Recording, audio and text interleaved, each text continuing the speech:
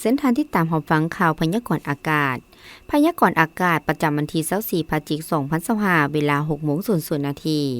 มวลอากาศหนาวเย็นยังปกคลุมอยู่ทั่วทุกภาคของประเทศลาวโดยกำลังอ่อนหาปานกลางสมทบกับกระแสลมตะวันออกเฉียงเหนือพัดปกคลุม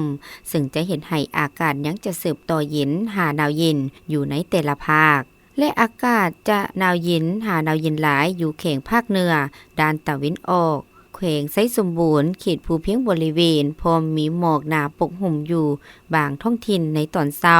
และยังจะมีฝนตกในระดับคอยอยู่บางท้องถิ่นแขวงภาคใต้และมีลมพัดแห้งเป็นบางโอกาสอยู่เกือบทั่วไปในทุกภาค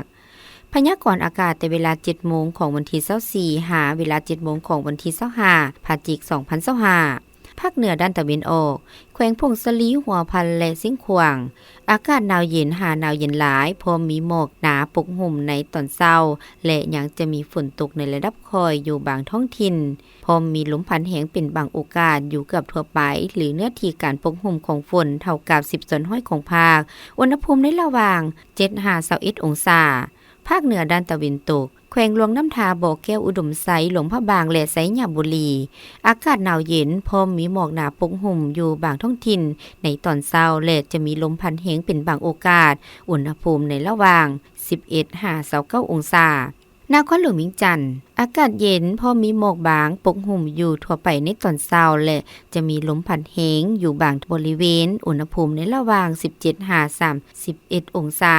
ภาคกลางแข่งเวียงจันทน์บริคำไซคำมวลและสวรรณเขตอากาศเย็นหาหนาวเย็นพอมีหมอกบางปกหุ่มอยู่ทั่วไปในตอนเช้าและจะมีลมพัดแห้งเป็นบางโอกาสอยู่เกือบทั่วไปอุณหภูมิในระหว่าง15-31 องศา